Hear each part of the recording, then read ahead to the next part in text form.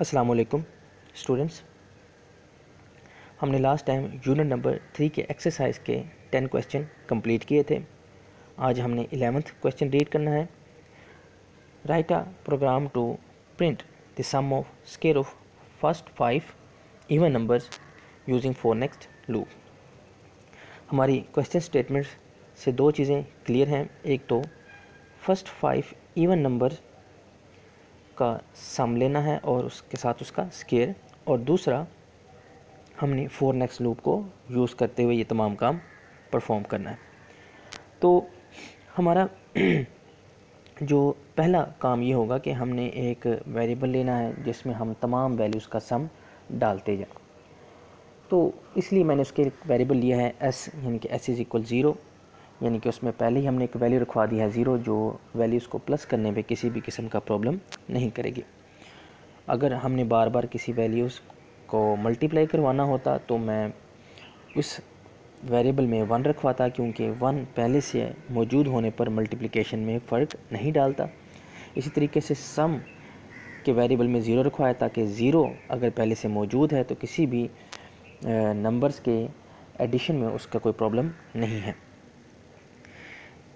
तो line number 10 में सम is equal, यानी कि s is equal 0, then 24, j is equal 2 to 10, और स्टेप 2 हमने यहाँ पर फोर नेक्स्ट लूप लिया जिसका वेरिएबल j है। j इज़ इक्वल 2 to 10 है, यानी कि ये जो लूप है ये 2 to 10 मूव करेगा। और जो है इसमें हमने स्टेप 2 लिया, यानी कि हर मरतबा j की वैल्यू में 2 ऐड होगा। इसके बाद 30,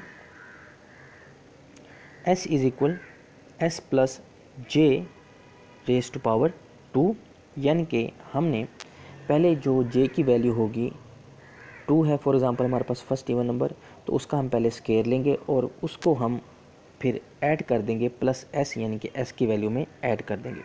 और ये तमाम प्रोसीजर होने के बाद हम उसको दोबारा s में स्टोर करवा देंगे। इसके बाद लाइन नंबर 40 नेक्स्ट j, और फिर 50 print sum of square is equal s, और देन एंड, यानी कि हम प्रिंट करवाएंगे सम ऑफ स्क्वायर को। तो देखते हैं ये काम कैसे करेगा, इसकी वर्किंग क्या बनती है। सबसे पहले हमने एक वेरिएबल लिया s, उसमें वैल्यू रखवा दी 0। फिर उसके बाद हमारे पास एक लूप वेरिएबल आया j जिसकी पहली वैल्यू होगी 2, और ये मूव करेगा 10 तक। इसके बाद हमने क्या किया कि s की वैल्यू जो 0 है और जो j की वैल्यू जो 2 है और उसका स्क्वायर लिया, यानी कि 2 स्क्वायर 2 मल्टीप्लाई 2 4, और उसको 0 के साथ ऐड करने के बाद दोबारा वही वैल्यू हमने s के बॉक्स में डाल दी। इसके बाद नेक्स्ट j की वैल्यू 10 तक जानी है, अभी 2 है तो दोबारा ये इसको ऊपर जंप करवाएगा जहाँ पर j की वैल्यू हो जाएगी 2 + 2 4, यानी कि j की जो नेक्स्ट वैल्यू होगी इवन नंबर वो है 4। अब line number 30, s plus j raise to power 2, ये प्रोसीजर पहले होना है राइट साइड वाला, फिर वो लेफ़्ट साइड के वेरिएबल में ऐड होगा। तो s की वैल्यू जो हमने पहले देखी थी वो थी 2, यानी कि 0 + 2 जो 0 + 4, यानी कि जो आंसर आया था s का वो था 4। अब जो हमारे पास है प्रोसीजर वो है s plus j raise to power 2। तो हमारे पास जो प्रेसिडेंस है वो पहले पावर का पहले है, तो हम j की पावर 2 लेंगे, यानी कि 4 रेज टू पावर 2 वो हो जाएगा हमारे पास 16। और जो प्रीवियस s की वैल्यू है हमारे पास वो है 4, तो यानी कि 16 + 4 हो जाएगा हमारे पास 20, और ये 20 दोबारा से सेव हो जाएगा s की वेरिएबल में। इसके बाद लाइन नंबर 40, जहाँ पर नेक्स्ट j की वैल्यू को दोबारा से इंक्रीज़ किया जाएगा और वो j की वैल्यू हो जाएगी 6, यानी कि जो हमारे पास थर्ड इवन नंबर है वो है 6। अब दोबारा line number 30, s is equal s plus j raise to power 2, यानी कि सबसे पहले पावर का प्रेसिडेंस, j की वैल्यू 6 है और उसका स्क्वायर जो है वो होगा हमारे पास 36। और जो s की वैल्यू हमारे पास मौजूद है इस वक्त तक वो है 20, जो हमने लास्ट प्रोसीजर में फाइंड की थी, यानी कि 20 + 36, तो ये हमारे पास हो जाएगा 56 और ये वैल्यू अलॉट हो जाएगी, ये वैल्यू मिल जाएगी s के वेरिएबल को दोबारा। यानी कि हमारे पास एक बॉक्स है, मैंने पहले भी एग्जांपल समझाई थी कि जिस तरह हम बच्चों से पैसे लेते जाते हैं और साथ साथ गिनते जाते हैं, तो बिल्कुल हमने वैसे ही किया कि हमने एक वेरिएबल में पैसे डालते भी जा रहे हैं और साथ साथ उसको काउंट भी करते जा रहे हैं, उसका सम भी जो है वो मेंशन कर रहे हैं। इसके बाद लाइन नंबर 40, उसमें भी ये होगा कि जे की वैल्यू 10 तक मूव करनी है, तो दोबारा लूप वेरिएबल जो है वो हमारे पास हो जाएगा 8, यानी कि जे का जो वैल्यू है इस वक्त वेरिएबल है वो 8 है, यानी कि हमने 4th वेरिएबल तक हम पहुंच चुके हैं। इसके बाद उस लाइन नंबर 30 को जो हम देखते हैं तो हमने जे का सबसे पहले स्केयर लेना है, यानी कि 8 का स्केयर 64, फिर हमने 64 को प्लस करना है एस के साथ जो था 56, और हमारा जो भी आंसर होगा शायद 110 होगा या 120, वो हमने दोबारा अलॉट कर देना है एस को, और इस तरीके से ये प्रोसीजर बार बार चलता जाएगा जहाँ तक हमारा जो जे का वैल्यू है, हमारा जो लूप है वो कंप्लीट नहीं होता, यानी कि जे की वैल्यू 10। इसके बाद हमारा जब लूप कंप्लीट हो जाएगा तो प्रिंट करवाएंगे सम ऑफ स्केयर एक मैसेज, और उसके बाद हम उस एस वेरिएबल की जो वैल्यू है उसको प्रिंट करवाएंगे, और हमारे पास जो हमारा लास्ट इसका क्लोजिंग स्टेटमेंट होगी वो है लाइन नंबर 60 में एंड स्टेटमेंट, जिसके साथ हमारा जो लूप है, जो प्रोग्राम है वो क्लोज हो जाएगा। इसके बाद जो हमारे पास नेक्स्ट प्रोग्राम है, write a program to find the larger of 2 number, the program should get the number from the user. हमने 2 नंबर लेने हैं और उसमें से जो ग्रेटर नंबर होगा वो हमने प्रिंट करवाना है। तो इसके लिए हमारे पास 2 ऑप्शंस हैं सिलेक्शन स्ट्रक्चर में, या तो हम इफ़ देन एल्स लें या सिंपल इफ़ देन लें। तो मैंने जो प्रोग्राम ये परफॉर्म किया है ये मैंने इफ़ देन एल्स के ज़रिए बनाया है। इसको पहले देख लेते हैं जी कि हमारे पास लाइन नंबर 10 है, इनपुट एंटर नंबर, सॉरी यहाँ पर नंबर्स आना चाहिए था और वैल्यू जो है वो ए एंड बी। देन इसके बाद लाइन नंबर 20 है, if A greater than print A is greater. अगर हमारे पास कंडीशन जो है वो ट्रू होती है, if A greater B then print करवाएं A is greater.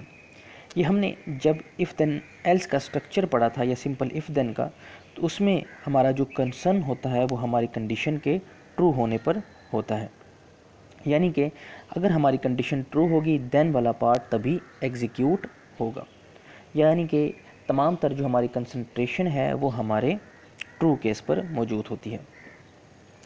If A greater B then print A is greater. हमारा जो मैसेज है वो डबल कोटेशन मार्क में से लिखा हुआ है, मैंने बार बार मेंशन भी किया है कि जो हमारा मैसेज होगा वो डबल कोटेशन मार्क्स में होगा और वो बिल्कुल वैसे ही प्रिंट होकर आएगा जैसे हमने मैसेज इन 2 डबल कोटेशन मार्क्स में एंटर किया होगा। उसके बाद line number 30, else print B is greater, और लाइन नंबर 40 एंड। इसकी वर्किंग ऐसी होगी कि सबसे पहले हमें मैसेज लिखा हुआ आएगा कि एंटर नंबर्स, और हम आगे एक नंबर लिखेंगे 5, उसके बाद कोई भी नंबर लिख सकते हैं, मैं एग्जांपल के तौर पे कह रहा हूँ 5, उसके बाद आपने कॉमा लिखना होगा और फिर उसके बाद नेक्स्ट नंबर 10, ठीक है।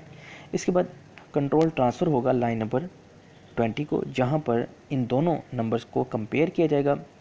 फॉर एग्ज़ाम्पल हमारा ए जो है वो ग्रेटर है, ठीक है, देन क्या होगा कि प्रिंट होगा मैसेज ए इज़ ग्रेटर और एल्स वाला पार्ट स्किप हो जाएगा।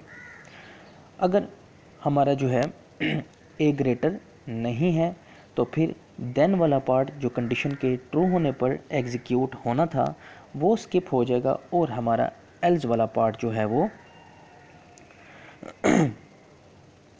प्रिंट होगा जो लाइन नंबर 30 में कि else print B is greater. जैसे कि मैंने आपको जो नंबर बताए हैं 5 और बी, तो हमारा जो नंबर है ग्रेटर है वो है बी, तो हमारा जो देन वाला पार्ट यानी कि ए इज़ ग्रेटर ये स्किप हो जाएगा, और जो लाइन नंबर 30 में कंट्रोल ट्रांसफ़र होगा else print B is greater, और लाइन नंबर 40 में हमारा प्रोग्राम एंड हो जाएगा। फॉर एग्ज़ाम्पल अगर हम इस प्रोग्राम को इफ़ देन के साथ रन करते हैं तब क्या होगा कि हमारा सिर्फ ट्रू केस प्रिंट होगा, एल्स वाला जो है वो हमारे पास केस ही नहीं होगा। लेकिन अगर आपने ये काम करना हो कि आपने जो ग्रेटर जो भी नंबर है चाहे वो ट्रू होने पर है या फॉल्स होने पर, तो उसके लिए हमारे पास एक और तरीका होगा कि हम लिखेंगे लाइन नंबर 20 में if A greater B then print A is greater, फिर उसके बाद हम लाइन नंबर 30 में सिंपल लिख देंगे प्रिंट बी इज़ ग्रेटर। लेकिन उस सूरत में हमारा जो प्रोग्राम स्ट्रक्चर है वो एक साइड से कंप्लीट हो रहा है कि देन वाला पार्ट ट्रू होने पर अगर हमारा ए ग्रेटर है तभी प्रिंट होगा, अगर नहीं है तो वो देन वाला पार्ट स्किप हो जाएगा। लेकिन जो लाइन नंबर 30 है वो हर हाल में ही प्रिंट होगा। तो इस सिनेरियो से बचने के लिए मैंने इस्तेमाल किया 30 यानी कि एल्स कि अगर वेरिएबल ए ग्रेटर है then A is greater print हो, एल्स अगर वो ग्रेटर नहीं है तो फिर बी भी प्रिंट हो B is greater. Otherwise if then के ज़रिए हमारा एक वेरिएबल या एक केस जो है वो एग्जीक्यूट होगा, दूसरा केस एग्जीक्यूट नहीं होगा। तो इसलिए मैंने यूज़ किया इफ़ देन एल्स। मज़ीद किसी भी किस्म की प्रॉब्लम हो इसको जो है वो आप परफॉर्म करें, इसकी वर्किंग को समझने की कोशिश करें। अगर कहीं प्रॉब्लम हो तो लाजमी मुझसे शेयर करें। अस्सलाम वालेकुम।